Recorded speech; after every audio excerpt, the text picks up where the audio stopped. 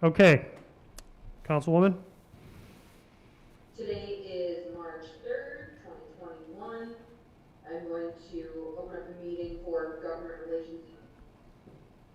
I don't know if you want me to do a roll call so we can get documented who's present. Yes, it's a committee meeting, so just do the roll call. We just don't have to do all the normal stuff for the main meeting. We'll do that later. Thank you. So, I am clearly here. Is Burmaster here? Burmaster's here. Did I get that? Yes, Brian? Burmaster's Yep, I'm here. Did they print the thing? Yes. Neola is not dialed in yet. Moody? I'm here. Beatrice? Yes, I'm here. Williamson? Here. LaMedico? DeBranco? Here. Okay. So we're going to call this meeting to order. And the resolution number 8 is what we have on the docket to discuss this evening, amending the Youth Common Council.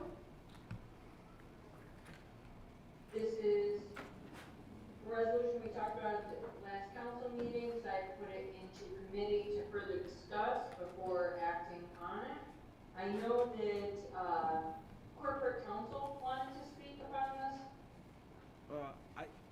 Not necessarily. I would ask that we get a motion to go into executive session to hear an opinion of council, if you want to hear my opinion.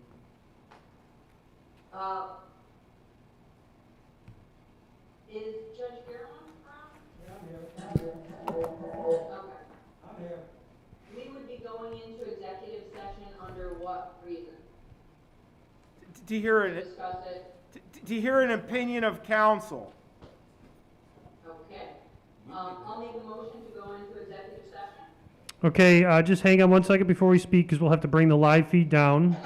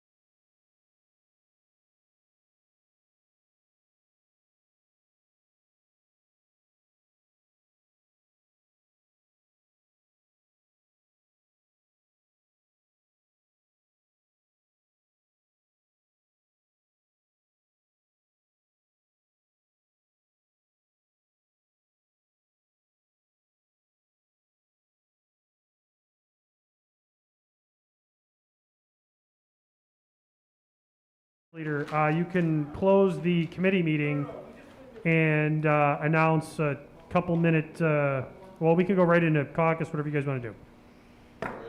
Does anyone need to use the bathroom? We're good. Okay, then we'll just go right into it regardless of what we do. All right, call your meeting to order and go for it. Press is back on. At this point, I'll call the government relations meeting, I'll adjourn it. Is there a second? Second.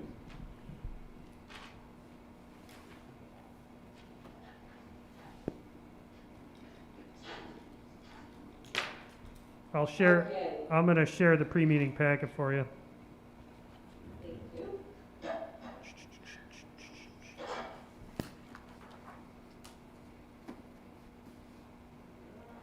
Okay, while President Bellini is getting the packet up on the board for everyone, just gonna say hello to everybody, welcome to March 3rd, 2021, Utica Common Council meeting. We're going to call this meeting to order. Please state it's the pre-meeting conference for those on YouTube that are just jumping on. Thank you, The pre-meeting conference. thank you. Okay. We're going to begin with resolution number 1. It's Commissioner of Deeds for Mary Holland, Lucia Salute, Bianca Morales. Does anyone have any issues with these? The next is the annual estimate, and I believe we'll be putting this one in committee. Yes, Yes. That's okay. The next one is calling for a public hearing of the annual estimate. Ordinance number 4 is a transfer of funds regarding judgments and settlements. It is coming from 859999-999 contingency account in the amount of $100,000 to 851930-432 judgments and settlements in the amount of $100,000. The explanation for the transfers to adjust for unexpected payments. Does anyone have any questions or concerns regarding this one? I'd like to ask a question. All right, I'm gonna need a motion to go into executive session to discuss pending litigation. What if all I want? Wait, seriously. Motion. Second. Second. Any opposed? All right, just give me a minute to move people to the lobby.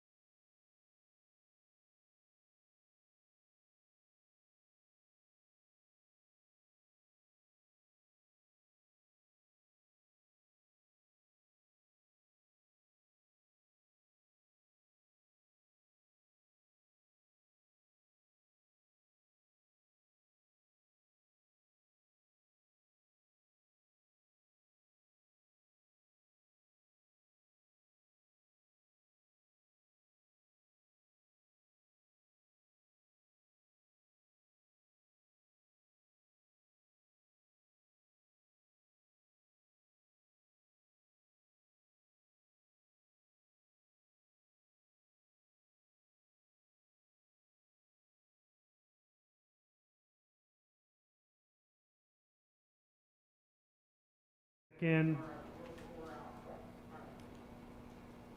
Okay, Majority Leader, the tech is ready. You have your meeting back. Okay, we will be moving on to resolution number 5. It is a resolution to honor the life and legacy of Mr. Marin W. Bush McLeod. McLeod. Great guy. Yeah, great guy. Great pillar in Cornhill. Glad to put this forward. I think we'll probably make a full council. Yes, I very much agree. Yep. And Assemblywoman Buttonshaw was gracious enough to send us something from the Assembly, so we'll be reading that as well. I'm going to text message Councilman Miola because I'm sure he'll want to be on that. Okay, yeah, Okay. thank you. Next is resolution number 6. Councilmember Lometico, Neola, and Moody. Resolution affirming support for nursing home reform legislation to pass in your state budget. Yeah, Maria, I'm gonna hold this till next week, till our next meeting when, everybody's back in. And, it looks like on the 18th, we're gonna be holding a news conference on this where we're gonna be, talking to the public about this as well, and everybody's invited to that. But I'm hoping when I do bring it up, at the next meeting, I do get a full council on this. If you haven't looked at it, take a look at it. It's, more meaningful in the last couple of weeks than ever. Thank you.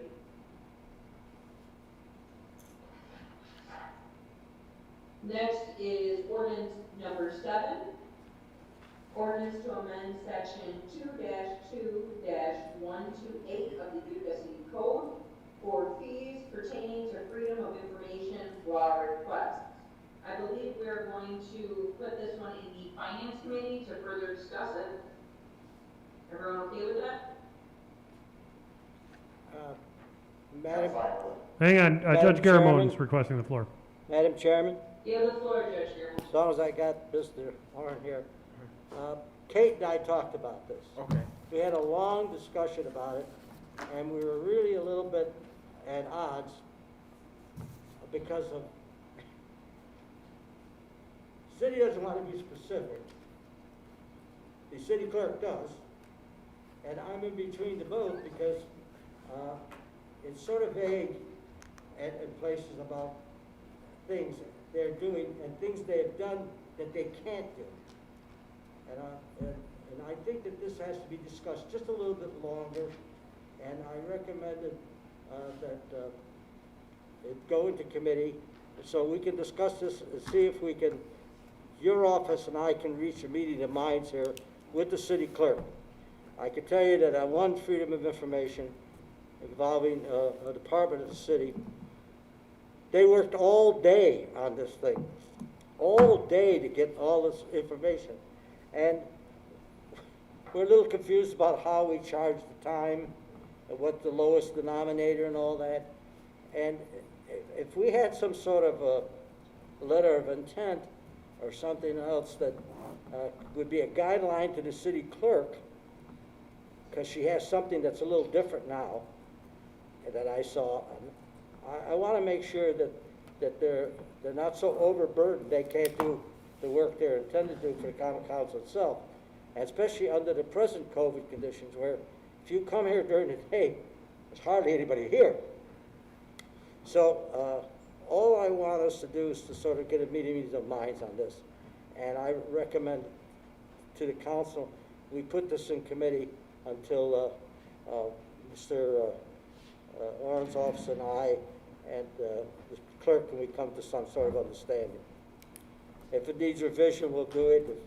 If we have some sort of a guideline letter from the Corporation Counsel's office, I'd agree with that too. Okay? All right, I'll tell her to call you, Judge. Okay. Thank you. All right. Heather, are you on? I am. While we have Heather on, does anyone have any questions or anything regarding the budget for Heather at this time? Give me a second, I'm getting back to my mic. I will mention I do owe a couple of things. Number one, Councilman DeBrango for something, so I owe him something for budget discussions, and I also owe Councilwoman Friend 2 items. So those are all, they're all in process, and I hope we'll have them to you if I can get it. Thank you. Could I put one more little thing on your list? Okay? The two custodians that work for City Hall, who I believe currently make, I think it's $14.62 an hour. Could we crunch the numbers to see what it would take for us to pay them $15 an hour? There's a movement nationwide and statewide to increase the minimum wage to $15. I think it would be, it's not going to be a lot of money. My rough back of the envelope math came out to $2,000 for the two of them to get their pay up to $15 an hour, starting with this budget. If you could do that, that would be terrific. Yeah, what I can do is talk to our union negotiating team, because this really is a civil service issue. It's not something that the mayor has unilateral power, or even a common council, to go in and change the rates that have been set through union negotiations. But I will definitely take it back to our team and to the mayor and to see if there's something that can be done. Terrific. Thank you very much. Any other questions for me regarding the budget or anything else? Okay, Fiscal is reading. Heather, this is Councilman Beatrice. I'm not sure if it's a question that you can handle, and if it's not, I'll direct it. We voted last week to move that park up the road, okay? You know what I'm talking about? Actually, no one voted to move a park, just so you know. All right. Yeah, we can't do that. That would require state legislature action. Okay, so that same garden, everything is gonna be built where it was gonna be built? No, Joe, where it's to be built isn't a garden, isn't a park. Where they want to move it to is a park. Okay, but my question is, there was an outside company that was coming in and financing this whole lot. And I'm being told now that when it's moved, they are not gonna finance that project. Is that true? That is my point. I don't know. Partially true. There is no outside company that's financing it. It was the state. It was a state grant through the Office of Parks. And I know there was some email traffic this week. The better person to really respond to is Brian Thomas, and I can have him reach out to tomorrow, Councilman, and just fill you in on where we are to date. Okay. Okay? Because that project was approved by a prior council. It was a very nice project, and I mean, if we're gonna, the whole thing was because of this grant that was coming in, correct? Yes. Okay, so all right, yeah, you can have them reach out to me. Yes, I'll let them reach out to you tomorrow. I think we should bring them to the council. That was Cornell Cooperative and Shoemaker. Is it Diane Shoemaker? Diane. Yeah, That's Diane. correct, yes. Yeah. Yes. Okay, because I mean, is that something we're gonna do without getting that park? It's I'm not sure if that's the right thing to do. Yeah, it's kind of evolved, the past couple of months. And as I mentioned, I know that there was some email traffic from the state, to Commissioner Thomas. And, I think he's probably the better person to respond. So, but the project's been evolved. It's not, there's been so much activity over in that area. And I think before everything got started, the refugee center wasn't where it is today. And so where this project was 2 or 3 years ago, there's been a lot of evolution in downtown. So I think, I'll make sure that Brian Thomas gets in touch with you tomorrow. Thank you. Madam Chairman, Judge Guerrero, you have the floor. I sent a memo to the council members that there's no question under the charter, we control everything regarding parks. And if they approved a park in a certain place, which I can't recall, and I asked the President if he could recall what we did, if we change it, that requires legislation from us. And of course, if it's named anything, that requires legislation from us. And because that's very clear in the charter. Everything having to do with parks, everything having to do with naming, all of that. So I'm not familiar what the first one, how it was designated, what it was called. And if it's being moved and we approve the name, we would still have to approve the location, because everything, the reason you have legislation is because it is the history of how someplace got where it was and who approved it. So if they're gonna move this park, garden, whatever they call it, they have to present us with an ordinance approving that move to that place, and everybody would then decide if that's the reasons for it and everything else. And of course, if there's finances involved, that is strictly an executive function that they have to work out. I don't know if they propose something without, and whether the grant or whatever it was still applies. All they should have to know that too. So I send these little memos out because that's what the law is. And I expect that everybody, before you vote and commit yourself something, you understand that you have a legislative duty to memorialize everything you do. That's why you're a legislative body. The maintenance and the function of taking care of how it's run and everything else is an executive function. Has nothing to do with you and who takes care of it, etc. So that having been said, I hope we hear something more about this from the administration, about where, when, and what on this matters, so that I can be comfortable with it. Thank you very much. Hey, Councilman Mooney, I just wanted to correct something that I said. Cornell did spend a great deal of time on the project. There was a lot of volunteer hours. So I don't want it to be thought that, I wanted to correct myself there. But going forward, there was grant funds that was coming from the state, and I think that's what the issue is at the moment, as to how and where those would be spent. So, as I mentioned, I'll have Commissioner Thomas find the grant. Thank you. I don't think it would be a bad idea if he, at the next meeting, he addressed this whole issue with us, so we all know, because it is a little foggy right now. I sort of got a handle on it, but I don't understand the legalese portion of it. Can he actually move it? Does the state have to give him permission to move it? If you could just address it on that, we can just all understand what's going on. Because there's something in the newspaper today. Yes. And they had a big article, and if I could come in and just address this onto some of the scope, we get the other side of it. That would be a big help. Yes, I'll make sure that you see him at your next meeting. Could we invite Diane Shoemaker as well? Diane Shoemaker at this point, in the past year, has had no involvement with the project. I don't know that she's still in her capacity as a consultant. She worked on several other projects for us, and I know that, it wasn't that we parted ways, it was that she just wasn't offering the type of service anymore. But this really comes from Commissioner Thomas, and so I will reach out to him and try to make sure that whoever needs to be there, the next meeting is there, as well as the timeline, the budget, and what the expected outcome is. Okay, thank you very much. Any other questions? Not for the budget, but if the budget stuff is wrapped up, I have something else I'd like to address since the council's in a committee.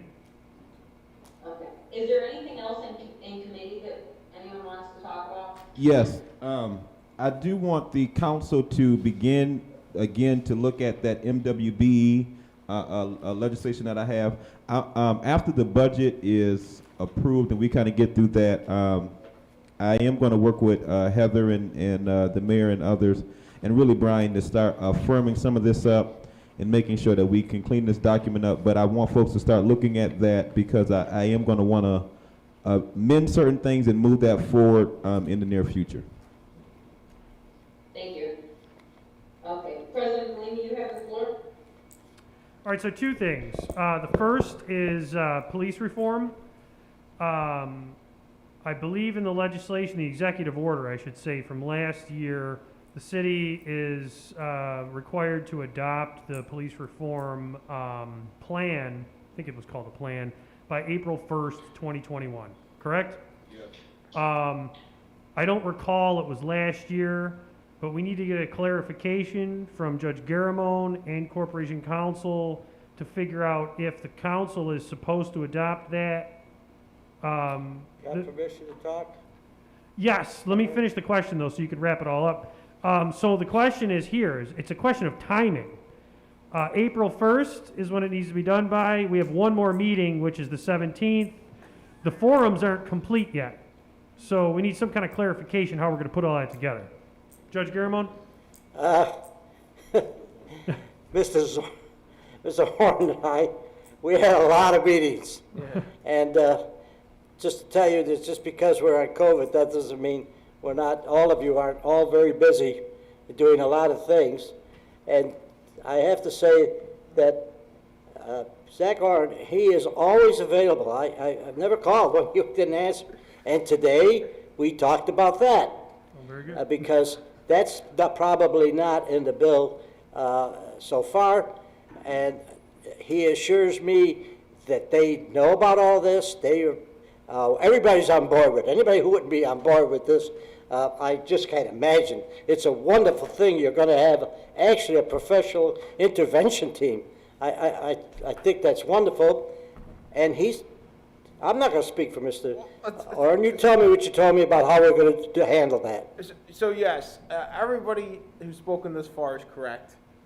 Currently, we've got our last public hearing March 8th. I believe it's with RCL around 1:30. It's remote.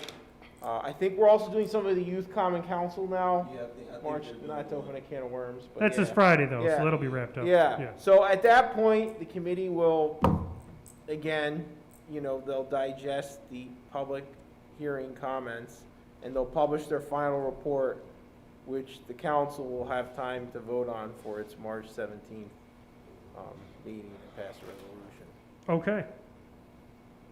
All right, so that was the first thing. Council President, may I add something? This is Heather. Well, sure, yes.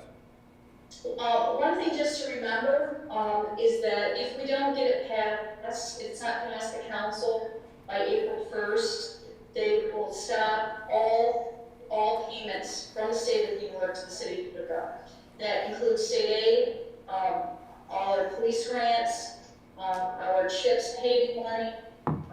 And so if need be, Council President, I will ask Marcus to just put something, get you guys a memo to explain what the process is and what your role is and or what your role isn't. Okay. Just so there's clarification. I Per- don't that had already come down to you, but we just want to be clear in case there's something in there that the council has deep concerns about, or if there's something that's not in there that you have deep concerns about. Okay, Councilman Moody, you had something you might want to add, but so the purpose I was asking this and trying to get the clarification tonight is to also just kind of put us all on notice that if we don't work this all out by the 17th, the council can in fact have a special meeting. I was going to Yes. recommend that. Is that, okay, that's what you're going to say. Yeah. So I just want everyone in this room to know, if we don't do this on the 17th, we're going to be on the hook. Or, it'll be a poorly worded April Fool's joke on the 1st when all of our state funding stops, right? So, to speak to what the budget director was talking about. Yeah. My recommendation would be is that you hold a public comment period on the 17th with the final report, hash it out, and then call a special meeting like right before the 1st. Because my fear is, given the council, we come here, argue, you know what I mean, and then we won't vote on it. We'll say, let's put it in committee, and then we're looking at April 1st and all of our funding freezes up, Yeah. I won't let that Can happen, I- though. I'll be calling that special meeting if we accidentally do that. Can I ask a question? Can I ask a question? When you said Yeah, that's public fine. comment, do you mean a public hearing? Because if we're going to call for a public hearing, we Yeah. have to do that tonight. We do, and technically you guys did do the public hearing already, but that's, Yeah, but that- by all means, you guys can make a motion to call a public hearing on it if you want to do another one. I'd like to make we're not. Or you could round people up for public comment, because we do have public comment. So it's up to you. I do have another, just if the council continue, doesn't but feel I like- do have one more Right. thing that I wanted to get to address with the committee that's unrelated to this. So once you guys are done, I'll continue. And just for the record, the committee, if I misspoke, the committee had public hearings, not Right. council. Right. public They had, well, and they weren't public hearings, they were public forums. I would even not call them hearings, right? They're not any legal. No, they're required by the order. Oh, okay, Yeah, they were. okay, Yeah. okay. If the council doesn't feel like they need it, then I don't want to belabor the point. I mean, but I know sometimes they might want to hear from, their own groups, but they can talk to their own constituents and, we don't have to have another public hearing. But I think it would be maybe a good gesture or something, if the council wanted to, but we've already had 3. So yeah. We good on this one? All right, I'm glad I brought that one up because we got some good answers. The second thing actually is I want to bring it to the council because this is a committee of the whole meeting, and just state what the person called me about. If you guys would like to do something about this, would be greatly appreciated. Rather do it in the committee rather than on the floor. So I had a landlord call me today. That just got a whole host, and anything I say, they said, look, you could literally say my name, blah, blah, blah, everything, so I'm not over speaking. I'm gonna still keep it pretty abstract, but they just got a whole bunch of tax bills, right?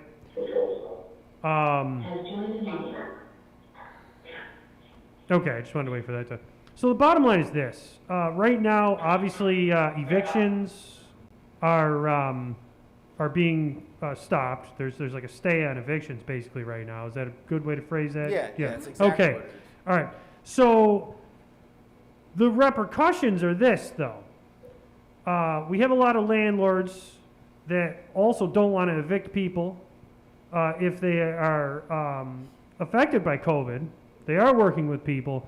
But this person reached out to me about something else. They're trapped in a situation where the landlords are getting zero help. They have no income coming in, and because there's a stay on evictions, they're witnessing people who are currently just not paying them, buy new cars, come home with all kinds of goods, electronic goods. The biggest one was they had somebody who literally was buying a new car, but telling them it came home with said new car, and they can't pay the rent. Bottom line is this: no one wants to put somebody out if they're affected income-wise by COVID. However, all of these landlords are at risk for going bankrupt. They don't have the funding to maintain their buildings. And what I'm asking the council is if we can come together and either do a resolution or talk to the controller about penalties, fees, etc., because the landlords are kind of trapped here. And what this landlord actually was asking is this, that at least this council for the landlords of the city of Utica could ask that even if there's still a stay on evictions, that these can at least be heard in court. Because what they're seeing is if it's heard in court and the people can actually show the lack of income during COVID, because there was a small gap a couple months ago where some of them were heard in court, that the people that are lying to them end up just leaving. And of course, they lose all their money, they don't get their rent, but then at least they can re-rent the apartments or the houses, for example. But the people that effectively need that COVID relief can show that they need it or that they filed for it and couldn't get it because they didn't file the paperwork right. And if it goes through the court system, at least they have a chance of paying their bills and keeping their apartment buildings operating. Mike, that's a good point. I think Heather and the mayor are working on something right now to possibly help the landlords and close the tenants out. We have some monies that are coming in. Heather, can you talk about that at all? Yes, so there's kind of two things going on. As you said, the mayor is working with our law department and Commissioner Thomas on a proposal. But also, the CARES Act provided quite a bit of money for individuals that were unable to pay their rent. And we haven't paid that much of that money out. We want to. We have several organizations that are managing that process for us. And all they have to do is provide documentation of their income levels and their rent is paid. And what we've heard out in the field is that, you know, there are renters that aren't pursuing the option. And so we've tried to get the word out repeatedly and, you know, encourage landlords that if they have tenants that aren't paying and they suspect that it might be income related to the pandemic, you know, we want to talk to them, we want to help them. So, There's quite Can a bit I- of money, so I know that's been going on, but the mayor's also very concerned as it relates to the landlords because not only a payment of property taxes, but he's concerned that as the spring comes upon us, that they won't have the funding necessary to keep their buildings up, and that we'll have a significant code problem all through the city due to the lack of funds for investment. So it's something that's, you know, he's really been focused on the past couple months with codes, with urban economic development, and you know, once again, I'll mention to him in the morning that, you know, you're hoping for some action, or you want to, you know, try to see what we can do as a council. Can I Alright, ask so- a question regarding that? Because maybe you can speak to why the decision was to give most of those funds to the Home Ownership Association as opposed to like MHA, who has the capacity to do this, who does it on the day-to-day basis. And the Home Ownership Association seems to be leading the charge here on getting those direct payments out. I think they struggled with the rollout of the $500,000, in my opinion, with getting it to direct. I don't think they had the wherewithal to do it, in my personal opinion, because I just think it's not their thing. MHA to me would have been better fitted. But the other aspect to that is maybe we might need to review the qualifications, because it is not as easy as giving your income and you get a check to the landlord. They have put some caveats in those qualifications that make it extremely difficult for people who need the rent relief to actually get it. all right, so I want to add something, because this, I'm basically reporting what this constituent said. I want to add to what Councilman Moody just said. This landlord that I'm talking about right now actually spoke in compassion about one of their tenants. They've been trying to help their tenants file, get them all the information, showing them all of it. They've got two groups going on here. One of them, they're not bothering to file because they're not going to get evicted anyways, okay? But then there's another group, and she told me this story explicitly. She said she'll come in and show documentation of this, etc. She has a tenant that does have the proof that she does not have the job because of COVID-related shutdowns, etc. She applied. They all thought the qualifications were all met. She was denied. One of the parents ended up taking a personal loan to pay half this person's rent just so she could keep up, because they didn't want to put the landlord out either. But the reality is that's like 1%. This landlord reached out because right now what's being done is, because there's a stay on evictions, there's a larger problem being created here. There's no incentive for people to even go through all the trouble and the tribulations that you're talking about, Councilman Moody, to file the papers, to get the money, to get that funding to pay the landlords. The landlords are ultimately in a really bad spot here. And once they're put in a bad spot, ultimately it's all going to fall negatively onto the people renting the apartments, because everything is going to collapse. And it's just a very bad situation. So I'm literally just putting this all out to the council and committee, because I feel like we should possibly put something together and require or ask to require a review of this somehow at the state level, because it's not working. Can we review it on the local? I mean, can we like bring them in to say how much you spent, how much have you paid?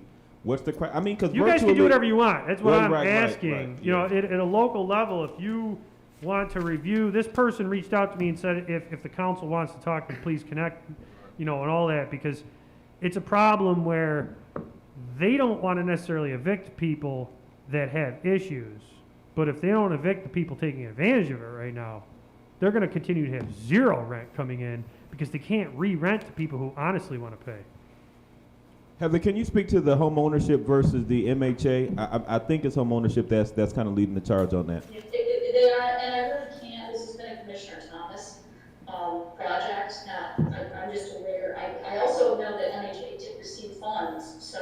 not through us anywhere, not through the city of Utica.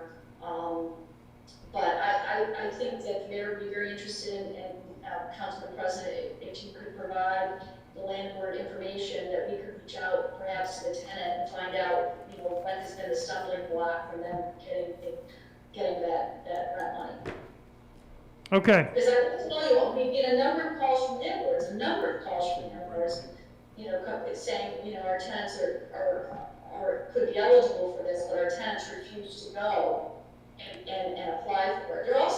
There's also another program in which the county is, the feds provide the county funding, and that's part of the reason why some people are going to the county funding, because it's lasting longer than the funding we received from the initial CARES Act allotment over to the homeownership center. So it's not just about organization versus organization, it's also there are a variety of programs, different timing, and the CARES Act money that we received early on doesn't have as long of a lead time that perhaps the county. But there again, that's really Commissioner Tom Westbrook's program, and I can definitely reach out to you and have him at the next meeting as he talks about the War Garden. Can I ask a legal question to Corporation Counsel? Is there a scenario where the landlord can apply for funding as a proxy on behalf of a tenant? I'm not sure. No, I actually know the answer to that. No. Oh, they can't? That's not the way the program works. Because they have to document their need for the rent money. That's not something that the landlord could do. The tenant would have to do that.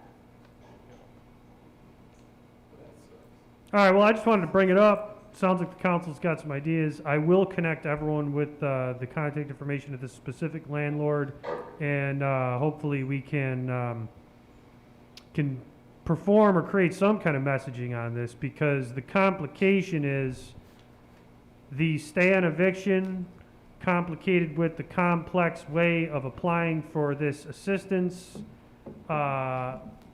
in addition to the third issue of some people not even bothering because they're not going to get evicted anyways. It's creating a bit of a paradox for the landlords, and we're going to see a collapse of rental properties, and that's going to be bad for everyone. So thanks. I don't have anything else, Councilwoman, Majority Leader. Has joined the meeting. And anyone have anything else? Yeah, President, believe me, I'd like to have a little more out there. I don't know if you guys can hear me. We can, yeah. You have the floor. Okay, yeah, I just want to say that this is a real disaster. And, these landlords are small business owners, and they got overlooked in this whole thing, and they should be treated as small business owners. And these people are not going to pay the back rent. They're going to be evicted. You're going to have court cases that are going to go nowhere, and then you're going to have vacant buildings for a while until they regroup. I mean, I have people calling me crying every day, literally crying, because they just can't deal with it. They're not getting any income, and they just got overlooked. These are small business owners, and I don't know what my point is, but they were overlooked, and they should be treated as small business owners, and they should have the availability of all the funding that any small business owner has. That's all I have. Thank you, and you made a really good point. And the person I spoke to today literally was pleading with the fact that even if they can't get their back rent, they just want to be able to get rent from now moving forward so that they can continue to pay their bills. So it's really, they're definitely in a bad spot. So thank you for that. Can I have the floor for a second? Councilperson Brandy. Thank you. So I completely appreciate what people are saying about these being small business owners. I think that was very much part of what motivated myself in terms of doing what we could to make sure that this ESG funds went for rent relief, because rent relief helps landlords as well as renters. I think that it's really important to remember that. And I had another point and it went right out of my brain. So I will... Oh, okay. I have another question. Could part of the ESG funds can be used for mortgage relief? And in fact, I know some people who've applied for ESG funds through the Home Ownership Center to use as mortgage relief. Could that help any of these small business owner landlords? Could any of them apply for mortgage relief that would help them? I mean, presumably at least some of them still have ongoing mortgages on their rental properties. Did that question make sense? I'm starting to think that we need to just bring her in. Bring who in? Home landlord. ownership. Home ownership. Home ownership center. And homeownership center. Could we invite the home ownership center director to come in at our next meeting to help us sort this out? Well, I'm game with it. I don't know what the other council Mr. Our next, Morehouse, what did you think about my question? Are you You want still? an answer? Hmm? You want an answer? All of this is, actually, Mr. Or, it's not the purview of the council. yeah, this is all state regulated. Yeah. There's nothing you're gonna do that's gonna affect this.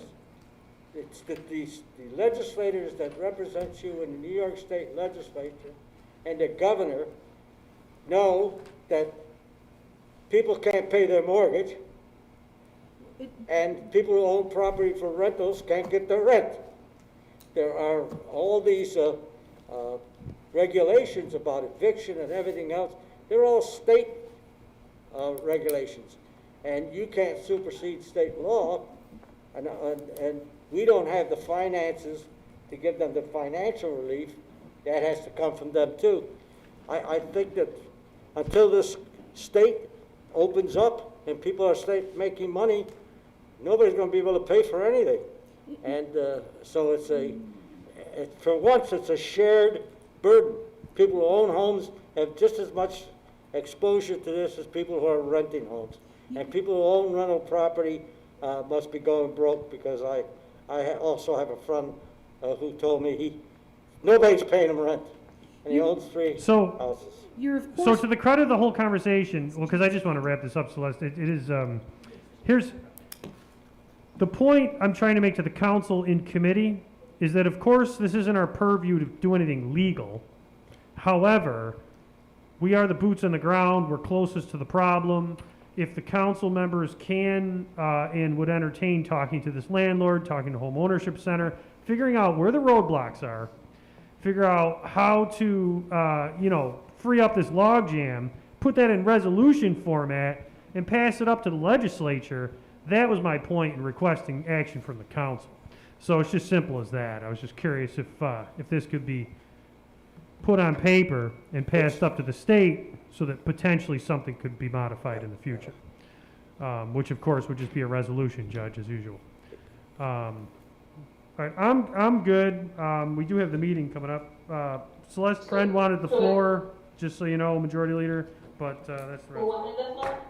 Councilperson Friend. No, the only thing ESG funds are federal, not state. The eviction stuff is state law, but the ESG funds are federal law. They come from HUD, and so the qualifications, et cetera, for receiving them is about federal law, not state law.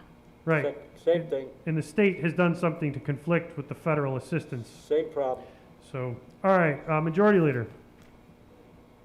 There's no other questions or concerns at this point. We're going to call the meeting to order. Well, For a second. you mean you're gonna call? I mean to. You're gonna adjourn your meeting? Okay. All right. Yes.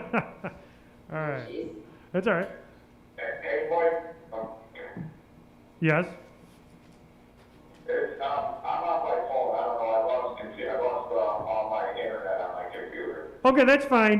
We're gonna take a brief 5 minutes now that the pre-meeting is done. I will call the meeting to order for the main floor meeting at 7:05. Thank you. Everyone just hang on the line. Tony, please put the feed down.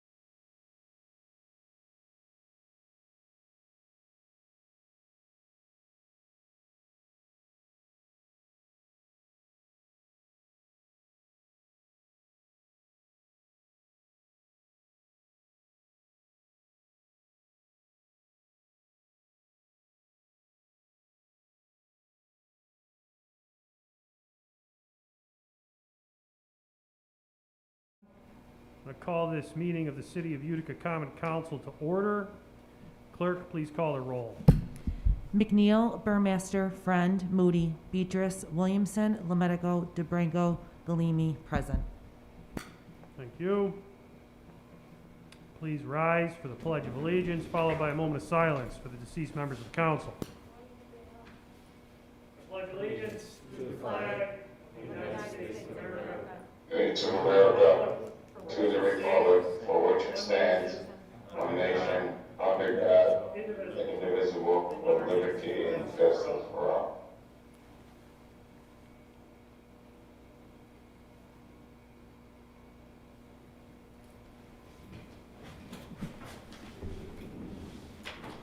Thank you very much this evening. All right, so I'm going to make the first order of business.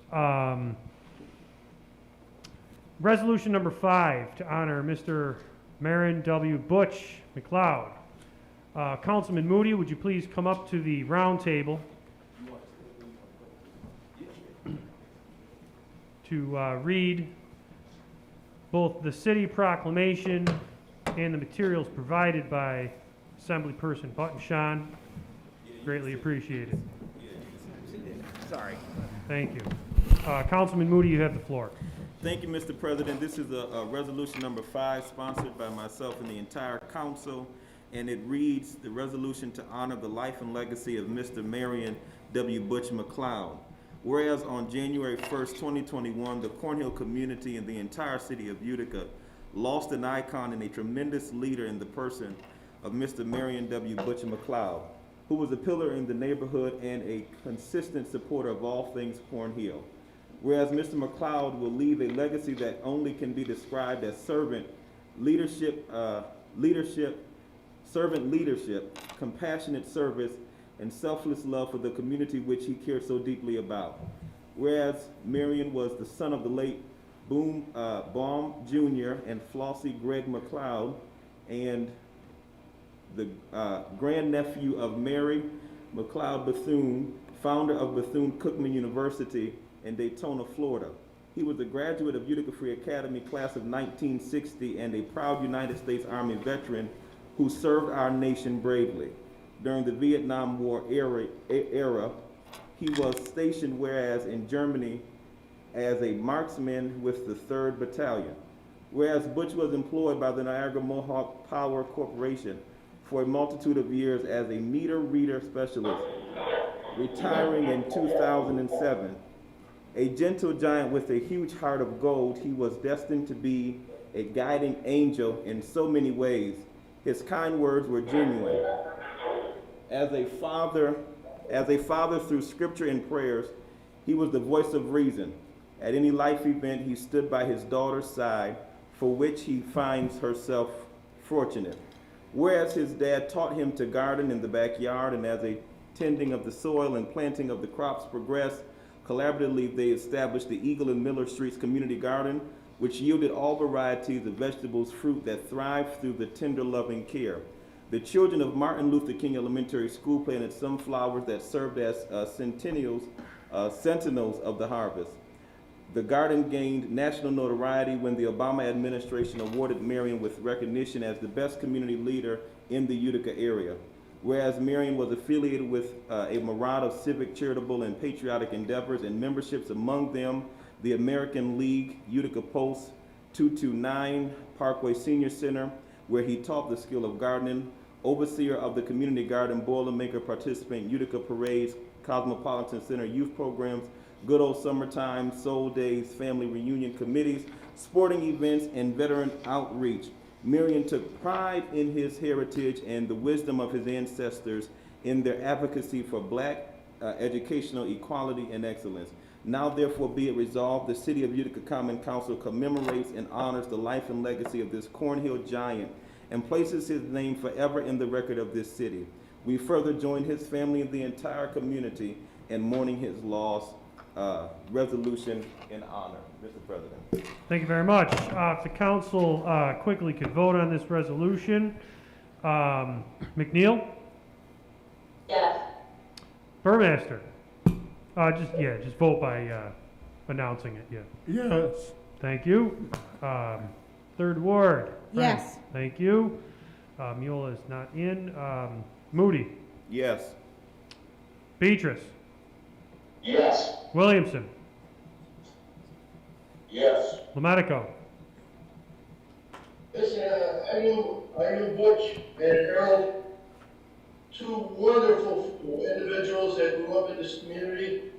Marion was a tremendous man. I've known him for years.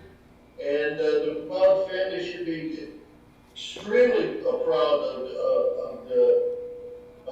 McLeod boys, and including Butch here. And boy, I wish we had more of you guys, because you guys were wonderful. Thank you for all your services, and God bless you guys.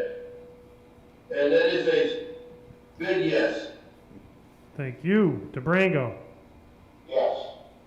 Thank you. That was full council. Clerk. 8 yeas adopted. All right, Councilman Moody, I believe you have something else to present. Thank you very much. Yes, in addition to this great giant, we received communication from Assemblywoman Marion Button Shawn on behalf of the New York State Assembly honoring the life of Marion. She writes, with the passing of Marion W. McLeod, an extraordinary gentleman and friend, I was proud to sponsor a resolution to celebrate his life in the New York State Assembly. Marion W. McLeod, or Butch as he was affectionately known, became a mentor for myself and so many in our community. As I built my career and became an avid volunteer in the community, Marion was always there to lend a helping hand. Outside of this community, he proudly represented his county, his country. As brave U.S. Army veteran, Marion served during the Vietnam era and continued as a reservist. At home, he worked with the Niagara Mohawk Power Corporation in Utica, where he became a specialist. Marion had a heart of gold, was a force of reason, and a member of Hope Chapel AME Zion Church, where he was also a phenomenal gardener, gaining national recognition, receiving the best community leader in the Utica area from the Obama administration. With a sense of compassion and his spirit for humanity, he leaves behind a legacy which will long endure the passage of time. He will be missed. And this resolution was passed and resolved by the State of New York, New York State Assembly, and I'll pass this also over to you. Thank you, Mr. President. Thank you very much.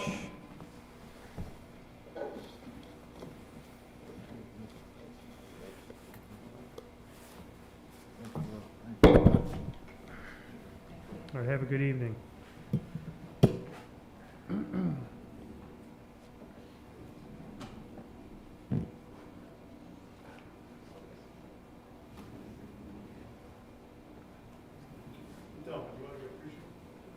Oh, sure, yeah, maybe we should. Yeah. We're just, for the people on the call, we just got, we're going to get a picture really quick, and then we'll resume with the normal order of business. Thank you. Yes, we'll stand in front of it. Here, let's,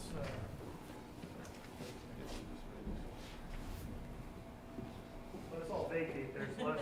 All right, there you go. Okay, everybody look at me. There we go. Okay, thank you. Thank you. Thank you, everybody. You can tell I'm not a politician. I don't know to get the photo out. It's true. Thank you all. All right, thank you. You.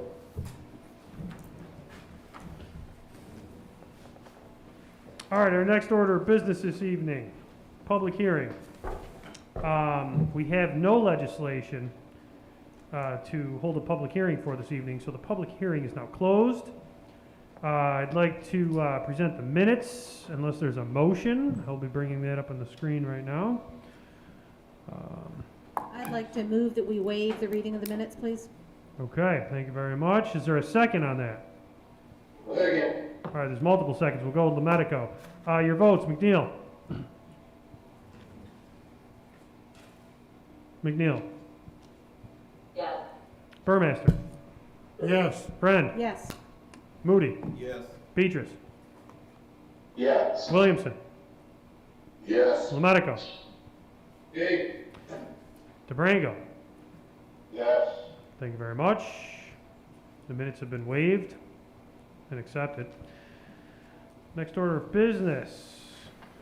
Common Council guests, we have none this evening. Cash reports, miscellaneous communications, and reports from the mayor, clerk. No reports for the mayor, but we do have the City of Utica cash report for January totaling $23 million received and filed. Okay. We have no people signed up to speak in public comment period. Reports from the city. Oh. Yeah. Reports from the city officers. Deputy Chief Noonan. Council President, over the last couple of weeks, we've had two public hearings regarding our police reform and our police reform report. The public know that we have another public hearing on Monday. It's going to be hosted by RCIL. The public can find the link to that Zoom meeting on the Utica Police Department's Facebook page. I can encourage people to register and Zoom in and find out. Oh, hey. Contained in that report. I'd also just like to give some thanks and recognition to Councilman Moody, who throughout this process has provided a lot of good insight, guidance, and support.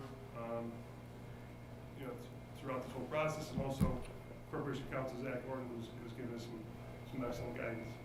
So just again, I'd like to encourage the public to join us on Monday, this Monday, the 8th, I believe, at 1:30. And that link can be found on the Police Department's Facebook page. Thank you. Thank you.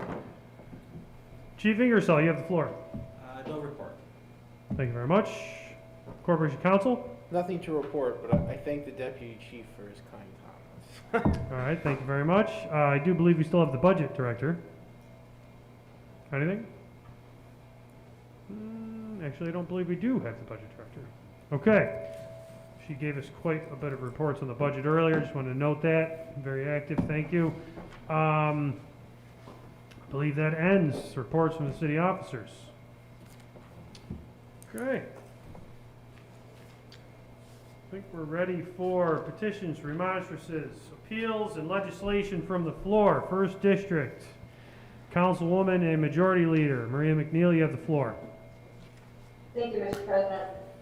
At this point, I'd like to move ordinance number 2, the annual estimate for 2021, 2022. I'd like to move to put it in committee. Okay, is there a second? Second? Oh, thank you. Second to put that in committee. Your votes. McNeil. Yes. Burmaster. Yes. Friend. Yes. Moody. Yes. Beatrice. Yes. Williamson. Yes. Lemetico. Yay. Cabrango. Yes. Thank you very much. Councilwoman. Next, I'd like to move ordinance number 3. It's calling for a public hearing for the annual estimate 2021, 2022. Ordained that on Wednesday, March 17th, 2021, the Common Council will hold a public hearing via WebEx at 7 p.m. for such persons that wish to hear in reference to the annual estimate of the City of Utica for the 2021-2022 fiscal year, which was submitted to the Common Council on or before February 20th, 2021 by the Board of Estimate and Apportionment pursuant to Section 7.001 of the City Charter and the 47th Year Community Development Block Grant Program for the 2021-2022 fiscal year on file in the office of the City Clerk for examination until such hearing. For such persons that would like to participate remotely in the public hearing, please sign up to speak by emailing the City Clerk at cityclerk@cityofutica.com with your full name and phone number no later than 3 p.m. on Wednesday, March 17, 2021. Commencing at 7 p.m. on that day, participants will be dialed in to speak based on the chronological order in which they reached out to the clerk to participate. Further ordained that the city clerk is hereby directed to cause notice of such hearing to be published in the official newspaper 3 times prior to said meeting of the Common Council. Your votes. McNeil. Second. All right, you got a second. Thank you very much. McNeil. Oh, you already said yes. All right. Burmaster. Yes. Yes. Thank you. Friend said yes. Moody. Yes. Beatrice. Yes. Williamson. Yes. Lematico. Lematico. Sorry about that. Yay. Thank you. DeBrango. Yes. So go. Has left the meeting. All right. Thank you. 8 yeas adopted. Next, Thank you. I'll move ordinance number 4. It is a transfer of funds from 2020-2021 fiscal year regarding judgments and settlements. It is coming from account number A59999-999, contingency account, the amount of $100,000 to A51930-432, judgment and settlement, the amount of $100,000. The explanation for the transfer is to adjust for unexpected settlements. Yep. All right. Thank you. All right. Your votes. McNeil. Yes. Burmaster. Yes. Friend. Yes. Moody said yes. Thank you. Beatrice. Yes. Williamson. Lematico. Yay. DeBrango. Yes. 8 yeas adopted. Thank you. Councilwoman. Next, we'll move ordinance number 7, and I'd like to put this in committee, specifically the Finance Committee.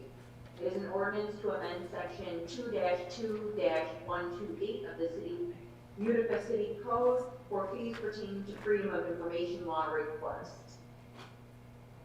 Second. it. Okay. Your votes. McNeil. Yes. Yes. All right. Yes. Beatrice. Yes. Williamson.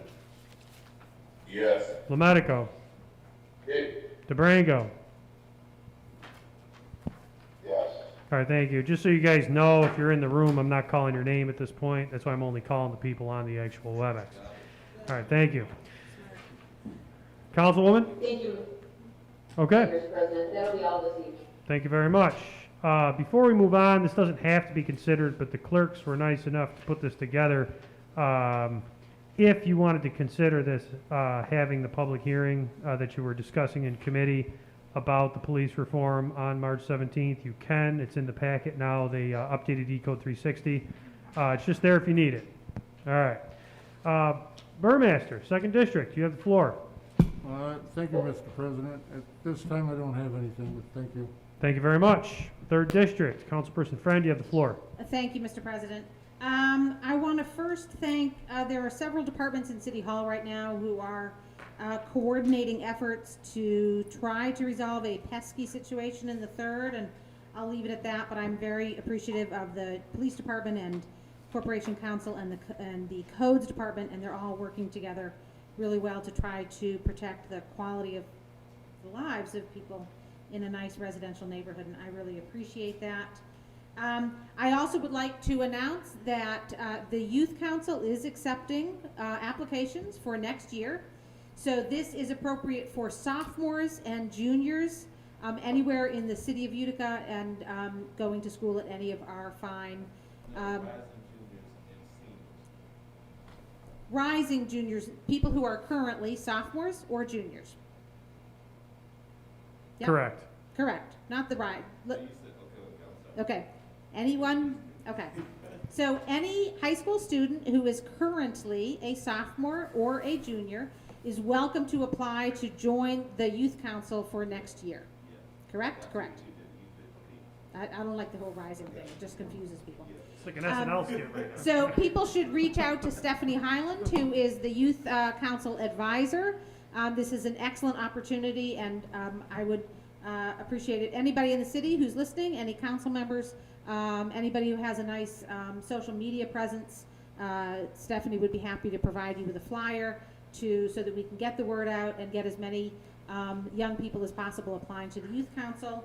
That would be terrific. And at this time, Mr. President, I would like to introduce resolution number 1. This is a Commissioner of Deeds. Resolved that the Common Council does hereby appoint the following person as Commissioner of Deeds in and for the City of Utica for a 2-year term commencing March 3rd, 2021 and ending December 31, 2022. Mary Holland, 2808 Dunham Road, Utica. Lucia Schultz, 1417 Genesee Street, Utica. And Bianca Morales, 1 Kennedy Plaza, Utica. All right, your votes. McNeil. Yes. Yes. Yes. Yes. Beatrice. Yes. Williamson. Yes. Lemetico. Yay. DeBrango. Yes. 8 yeas adopted. Thank you. Mr. President, I would like to next introduce proposed resolution number 8.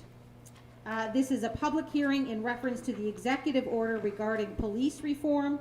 Resolved that on Wednesday, March 17, 2021, the Common Council will hold a public hearing via WebEx at 7 p.m. for such persons that wish to be heard in reference to the executive order regarding police reform.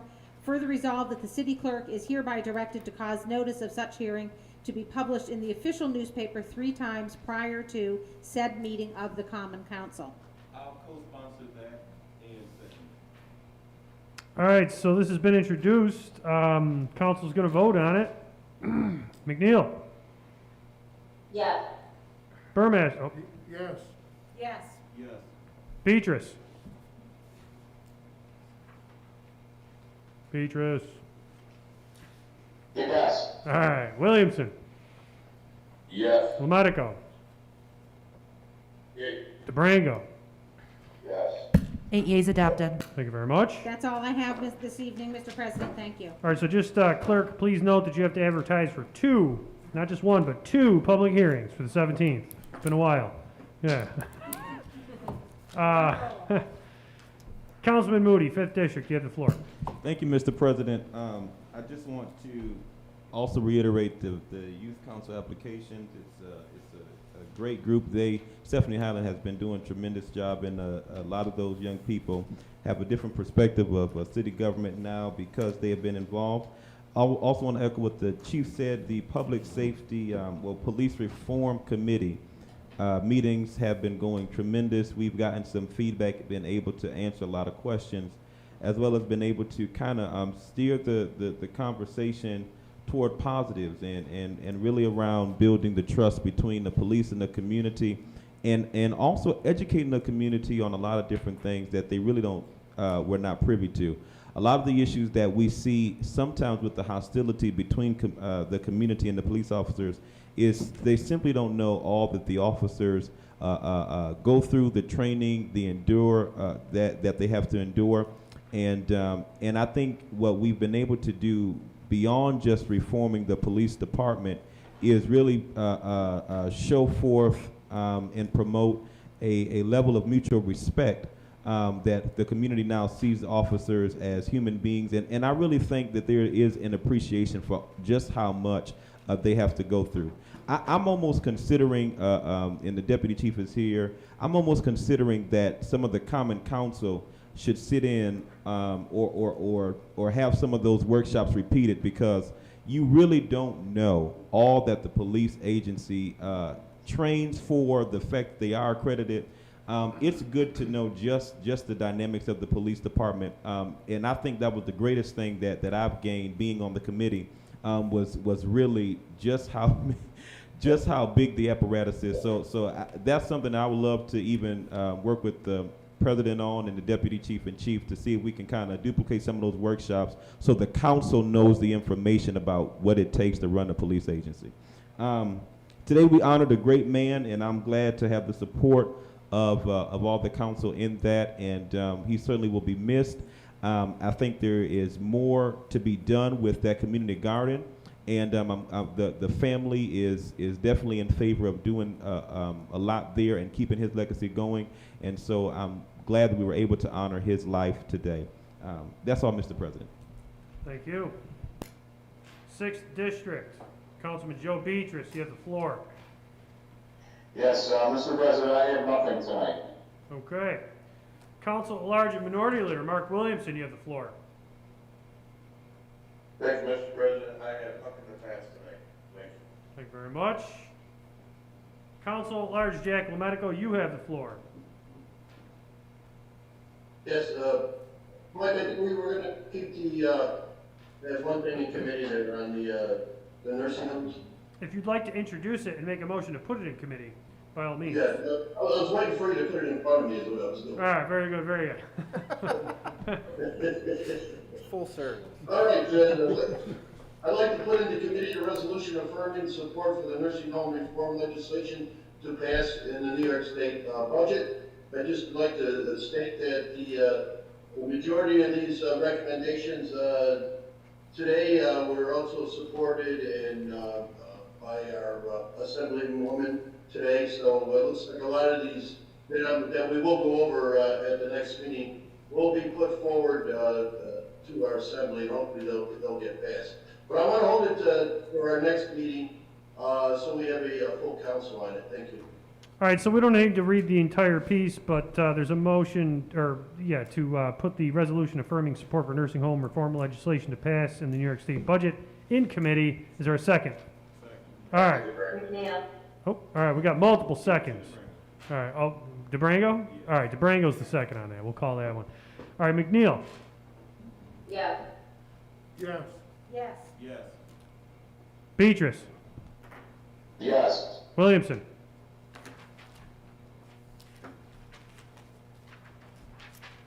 LaMedico? Okay. DeBrango? Yeah. All right, and Yes. then Williamson?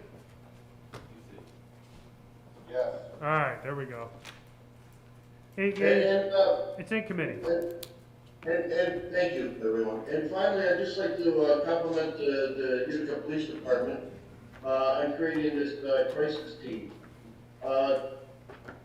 As everybody knows, a big part of being a police officer, as well as being a fireman and everyone else works for the city, is handling mental health and domestic violence calls. And this takes a big part of their time on the job. And well, I'm glad that we're going to be training police officers up on handling these situations, because they could be quite twitchy at times. This will prevent people from reoffending. It'll work with people who have drug and alcohol problems. So I see this as a real plus for the Utica Police Department. And once again, I thank them for putting this forward. Thank you. That's it. Thank you very much. All right, Council at Large, Frank DeBrango, you have the floor. Thank you, Mr. President. I think our agenda is complete tonight, so I have nothing further. Thank you. All right, I'm all set. Thank you for hearing my comments about the landlords and tenant issues in the committee. That's our final order of business this evening. Has anyone got a motion? I'd like to move to adjourn. All right, we have a motion to adjourn. Second? Okay. Second. Everyone have a great evening.